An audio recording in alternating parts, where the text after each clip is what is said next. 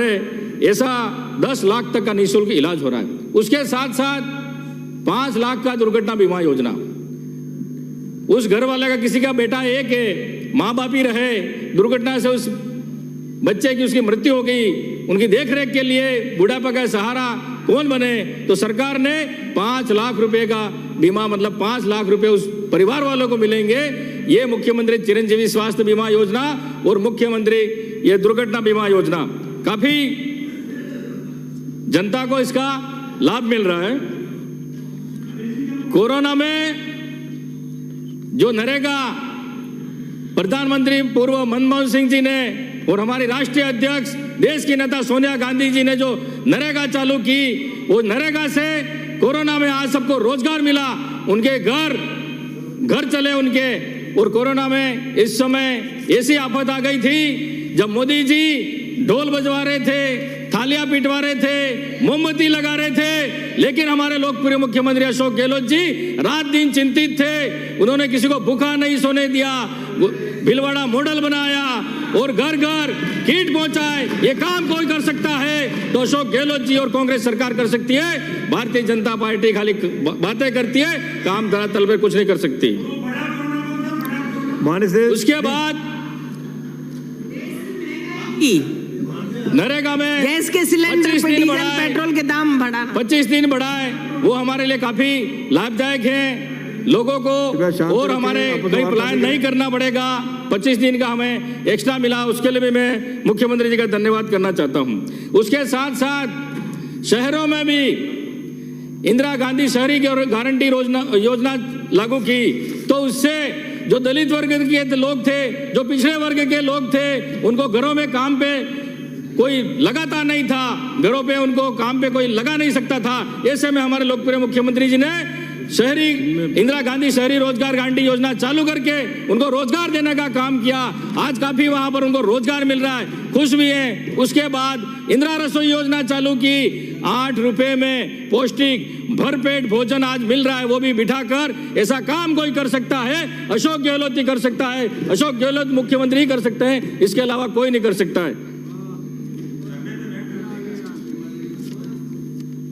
किसान मित्र योजना, 50 यूनिट बिजली फ्री। हमारे गांव में जो गरीब के लिए एक भले 200 रुपए भी उनको मजदूरी करके भरने पड़ते हैं, उनका बिल फ्री हो रहा है। किसान जो 1000 रुपए जो सरकार जमा कर रही है किसानों का, इससे बड़ी बात क्या हो सकती है? अरे केंद्र कोयला ही नहीं दे रही है, मोदी जी खाली बातें कर रहे हैं और अब कह रहे हैं कि हमारी ये स्थिति हो गई, वो स्थिति हो गई।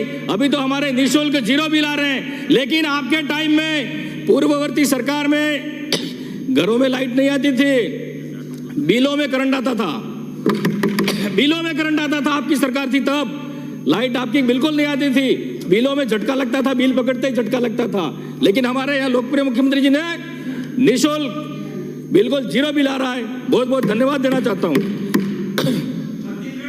शिक्षा के क्षेत्र में इंग्लिश मीडियम स्कूल खोली, एक गरीब का बच्चा इंग्लिश पढ़ सके, आगे बढ़ सके। लेकिन विपक्ष के हमारे जो सदस्य हैं उनको अच्छा नहीं लग रहा है, क्योंकि गरीब का बच्चा नहीं पढ़ना चाहिए, अंग्रेजी नहीं पढ़ना चाहिए, वो आगे नहीं बढ़ना चाहिए। ये भारतीय जनता पार्टी की सोच है। लेकिन हमारे मुख्यमंत्री जी ने हर ब्लॉक पे अंग्रेजी मीडियम स्कूल खोल करके हमारे वहाँ लोग जो गरीब थे वो आज आप अंग्रेजी पढ़ रहे हैं, उनको काफी फायदा मिल रहा है। लोग भी काफी तारीफ कर रहे हैं कि ऐसा काम कोई कर सकता है, अशोक गहलोत कर सकता है, कोई दूसरा नहीं कर सकता है। कई स्कूलें क्रमोन्नति भी की, 1 से 8 तक स्कूल यूनिफॉर्म फ्री दी, बच्चों के सिलाई के 200 रुपए और उनके खाते में जमा कराए। अरे आप तो 50 रुपए भी नहीं दे सकते हो, 200 रुपए की बात कर रहे हो।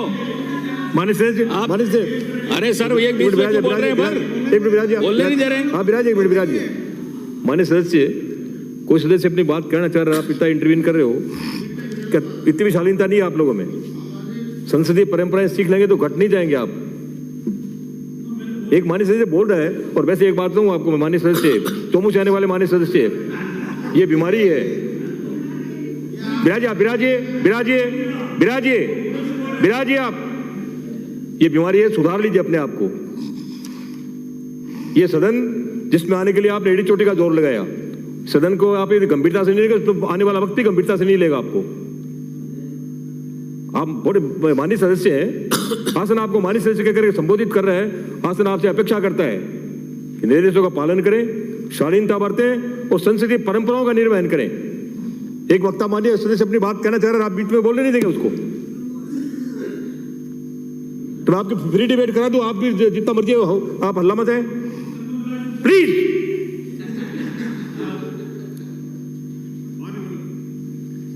माननीय सदस्य, हमारी सरकार ने प्रशासन शहरों के संग, प्रशासन गांवों के संग जो अलॉटमेंट कैंप लगाए और लाखों लोगों को जो वंचित थे, गरीब थे, उनको पट्टे दिए गए और लोगों में काफ़ी खुशी की लहर भी है कि ऐसा पहली बार हुआ है। शहर में भी जो बरसों से मकान बनाकर रह रहे थे, गांवों में मकान बनाकर रह रहे थे, जो 150 सालों से पेनल्टियां भर रहे थे, उनके कभी खाते नहीं हुए, पटवारी रोज चक्कर मारते थे, लेकिन उनका अलॉटमेंट कैंप लगा, लोगों को उनको खातेदारी हक मिला, तो काफ़ी इस कैंप से आम जनता में खुशी और फायदा भी लोगों को हुआ है। मेरे विधानसभा क्षेत्र में सरकार ने, अशोक गहलोत साहब ने काफ़ी जो मांगा वो दिया, भले कृषि महाविद्यालय हो, विधि कॉलेज हो, आर्चर एकेडमी भी हो, राम सगड़ा कॉलेज हो, पाल देवेल कॉलेज हो, गामड़ी तहसील हो, पाल देवेल तहसील हो। और विपक्ष के साथी कहते हैं कि हमारा कुछ काम नहीं हुआ, लेकिन कई काम ऐसे मैंने शिलान्यास भी कर दिए और उद्घाटन भी कर दिए। ये पहली बार इस सरकार में हुआ है, लेकिन असत्य बोलना इनका काम है।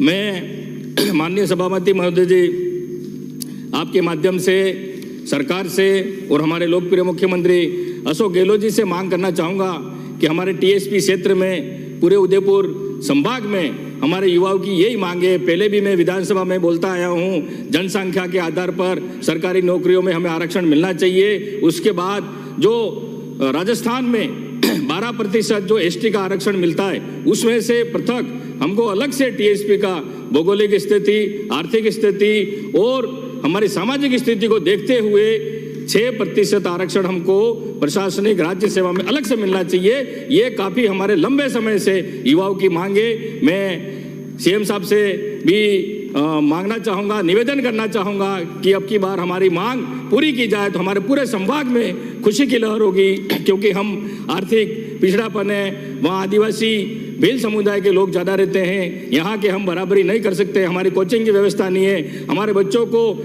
एजुकेशन के लिए बाहर इतने फीस नहीं है, पैसा नहीं भर सकते हैं, तो हमें आधा हमारा हक दिया जाए, यही मांगे। किसी को इसमें तकलीफ नहीं है। मैं सरकार से पुनः निवेदन करना चाहूँगा कि हमारी ये दो मांग विषय से इसको जल्द से जल्द पूरा किया जाए।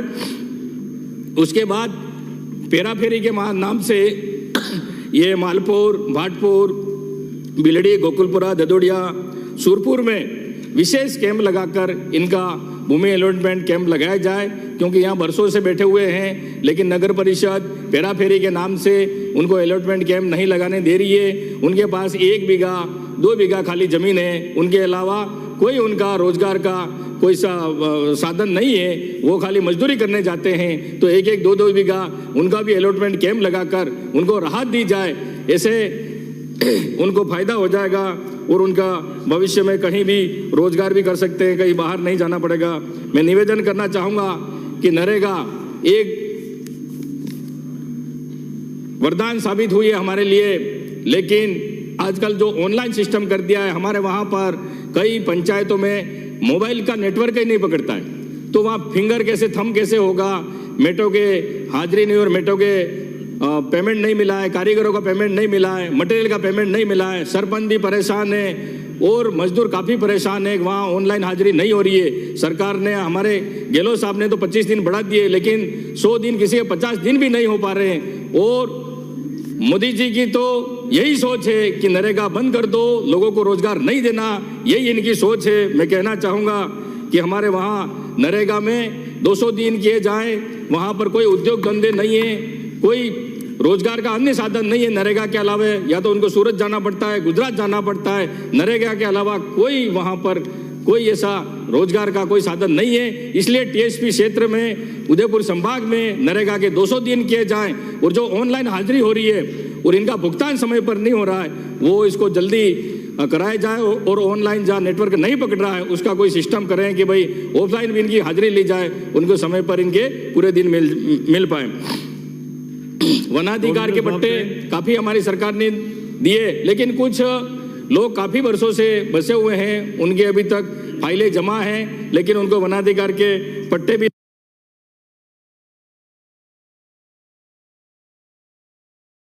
जुड़े नहीं है। जिस APL जो पास बना हुआ है, खाद्य सुरक्षा के नाम नहीं जुड़ने से उसको मुख्यमंत्री चिरंजीवी स्वास्थ्य बीमा योजना का लाभ नहीं मिल रहा है और कोई भी जो सरकार की योजना है वो नहीं मिल पा रही है, उनको गेहूं भी नहीं मिल पा रहा है। तो खाद्य सुरक्षा में जिसने अपील की है उनका नाम जोड़ा जाए और उनको खाद्य सुरक्षा का लाभ दिया जाए, ये मैं सरकार से मांग करूंगा। और हमारे बच्चे कॉलेज पढ़ने गुजरात बॉर्डर से डूंगरपुर आते हैं, बीच में एक बार ऑटो भी पलट गया था, बच्ची के एक्सीडेंट भी हुआ। कई बार मैंने मंत्री जी को भी निवेदन किया था कि डूंगरपुर से गामड़ी रामसागड़ा वाया होता हुआ गुजरात सीमा वीरपुर सरम तक बस चालू सरकारी की जाए और डूंगरपुर से पालीछोड़ा तक सरकारी बस चालू की जाए और डूंगरपुर से रतनपुर तक ये 3 बस बहुत ही अनिवार्य है हमारे टीएसपी क्षेत्र में, जनजाति बाहुल्य क्षेत्र में। वहाँ पर जल्दी से जल्दी बस चालू की जाए तो वहाँ आम लोगों की जो समस्या है उसको समस्या उनकी निराकरण हो सके और बच्चे जो कॉलेज पढ़ने जाते हैं, स्कूल पढ़ने जाते हैं, वो भी समय पर जाएं। जो प्राइवेट टैक्सी वाले होते हैं उनसे मोटी पैसे मोटा रकम वसूल करते हैं और समय पर पहुंच नहीं पाते, कभी अंधेरा पड़ जाता है, कभी जंगल का एरिया है। तो मैंने सरकार से निवेदन करना चाहता हूं, मुख्यमंत्री जी से निवेदन करना चाहता हूं कि बस हमारे जल्दी से जल्दी चालू की जाए। और हमारे क्षेत्र की मांग है, जो डूंगरपुर के संस्थापक, जो डूंगरपुर जिसने बसाया, डूंगर बरंडा का नया बस स्टैंड पर उनकी मूर्ति लगाई जानी चाहिए। ये हमारे क्षेत्र की जो पूरी जनता की मांग है। दूध डेयरी के पास ITI रोड पर माला कटारा की मूर्ति लगाने की मांग है। और शहीद कालिया मनात, जो पाकिस्तान भारत का युद्ध हुआ था उसमें शहीद कालिया मनात शहीद हुआ था, तो उसकी भी देवल खास में मूर्ति लगनी चाहिए। और जो मैं गुजरात में पेपर जो कल लीक हुए और जहाँ जहाँ इनकी बीजेपी की सरकार थी, जहाँ पेपर लीक हुए वहां तक कोई कार्रवाई नहीं की, लेकिन हमारे लोकप्रिय मुख्यमंत्री ने वापस पेपर भी कराए और जिन्होंने ऐसा काम किया उसको जेल भी डाला और जो उनकी बिल्डिंगें थी उनको भी ध्वस्त किया। ये काम किया है जो संवेदनशील सरकार अशोक गहलोत जी की सरकार ने किया, कांग्रेस पार्टी ने किया। भारतीय जनता पार्टी वाले के जिस भी राज्य सरकार में पेपर लीक हुए वापस उन्होंने एग्जाम भी नहीं कराए, उस पर कार्रवाई नहीं की। ये खुद मिले हुए, ये क्या कार्रवाई करेंगे? मैं कहना चाहता हूं और मोदी जी से, आपके जो सदस्य विपक्ष में बैठे हुए, जब मोदी जी ने घरेलू गैस तो 1100 रुपए सिलेंडर के कर दिए, तो नरेगा में मजदूरों के भी 1000 रुपए करने चाहिए। मैं कहना चाहता हूँ, मांग करता हूं। मुझे समाप्त करें, वाणी से समाप्त करें। सर एक खाली कहना चाहूंगा। हाँ बताएं, जल्दी बताएं। कृषि महाविद्यालय सर हमारे 3 जमीन अलॉटमेंट हो चुकी है, प्रशासन ने जमीन अलॉट करके भी दे दी, लेकिन कई अधिकारी कई कर्मचारी ऐसे बैठे हुए हैं जो काम नहीं करना चाहते हैं। 3 जगह जमीन बता दी है, फिर भी वो काम नहीं चालू करना चाहते हैं। मैं सरकार से निवेदन करना चाहूंगा, CM साहब से निवेदन करना चाहूंगा, मंत्री जी से निवेदन करना चाहूंगा कि जल्दी से जल्दी ये कृषि महाविद्यालय वहां पर चालू करा जाए। मुझे बोलने का मौका दिया, इसके लिए बहुत बहुत धन्यवाद। जय हिंद, जय भारत।